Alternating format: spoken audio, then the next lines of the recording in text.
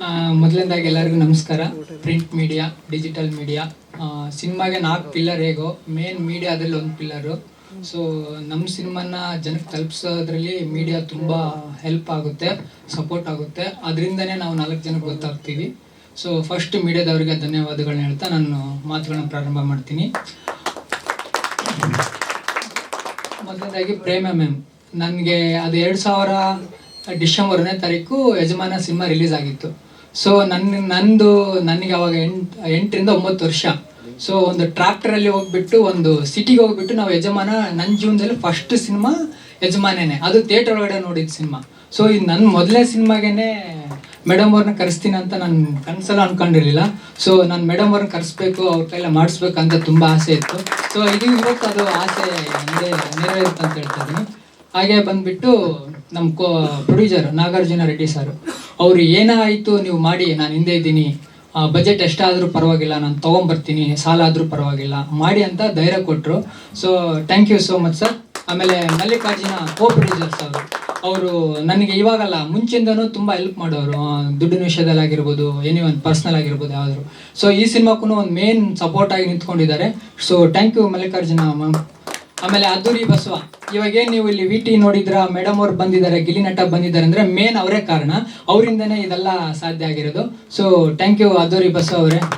ಆಮೇಲೆ ನಮ್ಮ ಗಿಲ್ಲಿ ನಟ, ಇವ್ರದ್ದು ವಿಡಿಯೋಸ್ ನೋಡಿ ನಾನು ತುಂಬ ನಗ್ತಾ ಇದ್ದೆ, ಹೇಗಾದರೂ ಮಾಡಿ ಇವ್ರನ್ನ ಮೀಟ್ ಮಾಡಬೇಕು, ಕರೆಸ್ಬೇಕು ಅಂತ ಇತ್ತು. ಸೊ ಅದೂ ನನಗೆ ಆಸೆ ಇದಾಯಿತು. ಆಮೇಲೆ ಶ್ಯಾಮ್ ಸರ್, ನಮ್ಮ DOP, ಇವರು ತುಂಬ ಅದ್ಭುತವಾಗಿ ನನಗೆ ಇದು ಒಳ್ಳೊಳ್ಳೆ ಲೊಕೇಶನ್ಗಳಲ್ಲಿ ಒಳ್ಳೆ ಶಾರ್ಟ್ಸ್ಗಳು ತೆಕ್ಕೊಟ್ಟಿದ್ದಾರೆ. ನಮ್ಮದು 2018ರಿಂದ ಜರ್ನಿ ಸ್ಟಾರ್ಟ್ ಆಯಿತು. ಸೊ ನಿಮಗೂ ಥ್ಯಾಂಕ್ ಯು ಸರ್. ಆಮೇಲೆ ಅದ್ವಿಕಾ, ಪೂಜಾ, ನಮ್ಮ ಸಿನಿಮಾದಲ್ಲಿ ಮಾಡಿರ್ತಕ್ಕಂಥ ಪ್ರತಿಯೊಂದು ಹುಡುಗಿಗೂ ನಾನು ಧನ್ಯವಾದಗಳನ್ನ ಹೇಳ್ತಾ ಇದ್ದೀನಿ. ಆಮೇಲೆ ಇಲ್ಲಿ ನಿಮಗೆ ಒಂದು ಮಾತು ಹೇಳಬೇಕು ನಾನು. ಪ್ರೇಮ ಮ್ಯಾಮ್, ಇವಾಗ ಏನು ನೀವು ಬಂದು ನೋಡ್ತಾ ಇದ್ದೀರೋ, ಇಲ್ಲೇನು ನಡೀತಾ ಇದೆಯೋ ಇದೆಲ್ಲ ನಿಜ ಜೀವನದಲ್ಲಿ ನಡೀತಾ ಇದೆ. ಆ್ಯಕ್ಚುಲಿ ನಾನು ಒಬ್ಬ ಡೈರೆಕ್ಟರ್ ಆಗಬೇಕು. ಬಾಮರಿ ಸರ್ ವೆಲ್ಕಮ್ ಸರ್, ಬಾಮಗಿರಿ ಸರ್ ವೆಲ್ಕಮ್.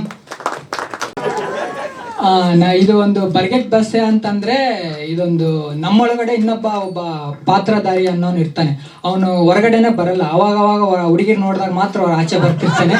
ಸೊ ಅವನ್ನ ಓಪನ್ ಆಗಿ ನಾನು ಯಾರು ಒಳಗಡೆ ಹೇಳ್ಕೊಳ್ದೇ ಇರೋದು ನಾನು ಸಿನಿಮಾದಲ್ಲಿ ತೋರಿಸ್ತಾ ಇದ್ದೀನಿ. ಇದು ನಾಂದಿನ ಸ್ಕ್ರೀನ್ ಪ್ಲೇದಲ್ಲಿ ಹೋಗುತ್ತೆ. ಒಂದು 50ರಿಂದ 55 ಜನ ಹುಡುಗಿರು ಬಂದು ಹೋಗ್ತಾರೆ ಇದರಲ್ಲಿ.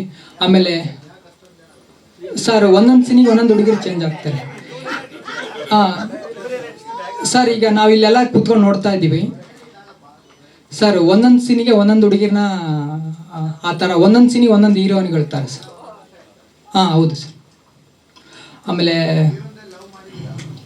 ಮಾಡಿದ್ದೀನಿ ಸರ್, ಅದರಿಂದನೇ ಇಲ್ಲಿ ಬಂದಿರೋದು. ನಿಮ್ಗೆ ಇನ್ನೊಂದು ಸರ್, ನಾನು ನಿಮಗೆ ಇನ್ನೊಂದು ಯಾಕೆ ಹೇಳಬೇಕು, ಆವಾಗಲೇ ಸಾರ್ ಬರೋಗ ನಾನು ಅರ್ಧದಲ್ಲೇ ನಿಲ್ಲಿಸಿದೆ.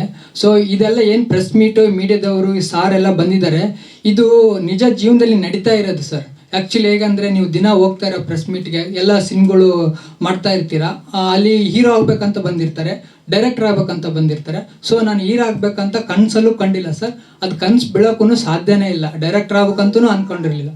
ಸೊ ಕೆಲವೊಂದು ಪ್ರಾಮಿಸ್ ಮಾಡಿದ್ದೆ ಸರ್.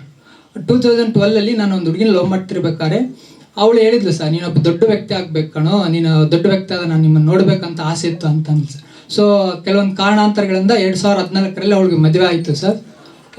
ಮದುವೆ ಆದಮೇಲೆ ನಾನು ಸಾಯೋಣ ಅಂತ ಹೊರಟಾಗ ಅವಳೊಂದು ಕೆಲವೊಂದು ಮೆಸೇಜ್ ಕಳಿಸಿದ್ಲು, ನನ್ನ ಪ್ರೀತಿನ ಇಟ್ಕೊಂಡು ಜೀವನದಲ್ಲಿ ಏನಾದ್ರು ಸಾಧನೆ ಮಾಡು, ನೀನು ಪ್ರೀತಿ ಗ್ರೇಟ್ ಆಗುತ್ತೆ ಅಂತ ಹೇಳಿದ್ರು ಸರ್. ಆಮೇಲೆ ನೀನೊಬ್ಬ ದೊಡ್ಡ ವ್ಯಕ್ತಿ ಆಗ್ಬೇಕಂತ ಹಗಲು ರಾತ್ರಿ ಕನಸು ಕಾಣ್ತಾ ಇದ್ದೀನಿ ಅಂತ ಹೇಳಿದ್ರು ಸರ್.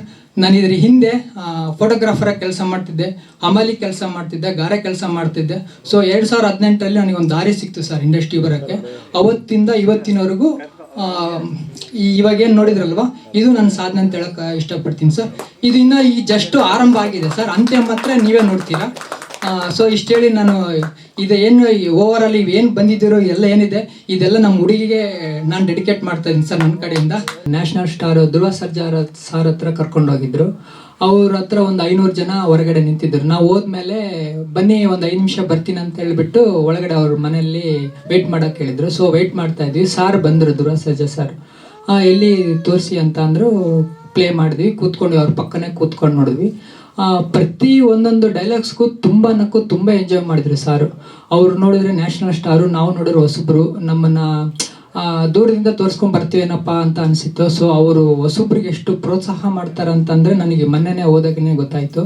ಸೊ ಅವರು ನ್ಯಾಷನಲ್ ಸ್ಟಾರ್ ಅನ್ನೋದು ಏನಿಲ್ಲದೇನೆ ಪಕ್ಕ ಕೂತ್ಕೊಂಡು, ಇನ್ನೊಂದು ಏನು ಗುಡ್ ನ್ಯೂಸ್ ಅಂದರೆ ಅವ್ರು ನನ್ನ ನಂಬರ್ ತೊಗೊಂಡ್ರು, ನಿನ್ನ ನಂಬರ್ ಕೊಡಿ ನನಗೆ ಬೇಕು ಅಂತ ಮ್ಯಾನೇಜರಿಗೆ ಕೊಟ್ಟು ಹೋಗಿ ಅಂತ ಹೇಳಿದ್ರು. So thank you Dhruva Sarja sir. ನಾಳೆ ಮುಂದೆ ಏನೇ ಆಯ್ತು ಅಂದರೂ ನಾನು ನಿಮ್ಮ ಹತ್ರನೇ ಬರ್ತೀನಿ, ನೀವೇ ಬರಬೇಕು ನಮಗೆ ಅಂತ ನಾನು ಈ ಮೂಲಕ ಕೇಳೋಕ್ಕೆ ಇಷ್ಟಪಡ್ತೀನಿ. ಆಮೇಲೆ ಈ ಟೀಮ್ ಏನಿದೆ, ಬಾಮ ಹರೀಶ್ ಸರ್, ಬಾಮ ಗಿರೀಶ್ ಸರ್, ಪ್ರೇಮ ಮ್ಯಾಮ್, ಗಿಲ್ಲಿ ನಟ, ಇದು ನಾನು ಮಾಡೋ ಸಿನಿಮಾದಲ್ಲೂ ಇವರು ಬಂದು ನನಗೆ ಏನೋ ಒಂದು ಮಾಡಿಕೊಡ್ಲೇಬೇಕು ಅಂತ ನಾನು ಕೇಳ್ತಾ ಇದ್ದೀನಿ. ಯಾಕಂದರೆ ನನಗೆ ಫಸ್ಟ್ ಅಟೆಂಪ್ಟಲ್ಲಿ ಏನಿದ್ದಾರೆ ನನಗೆ ಇವರೇ ಇರಬೇಕು. ಯಾಕಂತಂದರೆ